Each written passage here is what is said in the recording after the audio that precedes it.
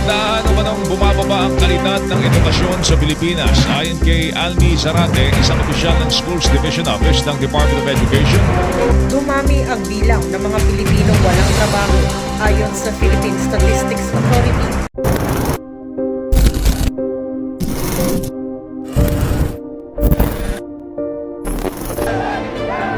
Sigurado ang pagkakaisa natin, makakamit din natin ang tagumpay.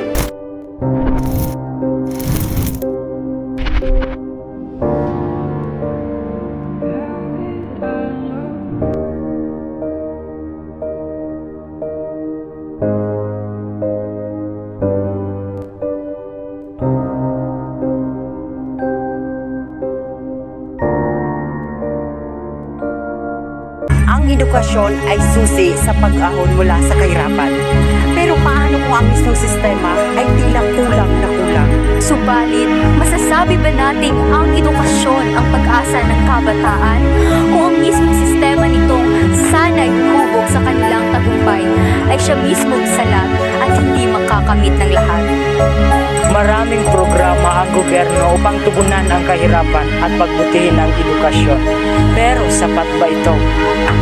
Ang edukasyon ay isa lamang bahagi ng mas malaking problema, ang kahirapan.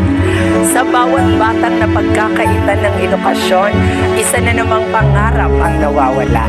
Ang pagbabago ay hindi lang dapat manggaling sa gobyerno. Tayong mga nasa komunidad, kailangang magtulungan. Tulungan natin ang mga kabataan na magkaroon ng leader na may malasakit sa kanilang kinabukasan. Sino nga ba ang pinaka-apektado sa maling pamamalakad ng mga nakaupo sa gobyerno? Ano po pangalan nyo? Marcelina po. Yung mga magulang mo po, ano po trabaho nila? Doon sa Sambuangan trabaho nila nagabenta lang mga gulay. So nakapag-aral ka po ba? Wala. Bakit ka hindi nakapag-aral? Magtulong ako sa kapatid ko. And ano pa yung ibang reason bakit hindi ka nakapag-aral? Yung kapatid ko araw-araw walang baon kaya magpunta kami dito. Ano po pangalan niyo? Rex po.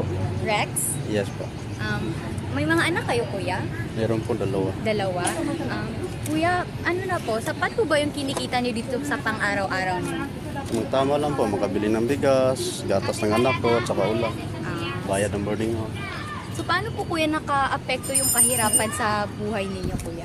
Yun yung mahirap, lalo na pag magulan. Wala kami hanap buhay. Sawa ko ng trabaho. Ano po, kuya, masasabi niyo sa mga nangyayari ngayon sa gobyerno natin? Siguro nakaka-watch naman po kayo ng balita. Oo. Ano po masasabi? May kasabihan ko ako dahil sa mga bilihin. Sa mga, yung ano po, inflation, yung pagtaas ng mga bilihin. Oo. Sa Sige, bigas. sige, thank you, kuya.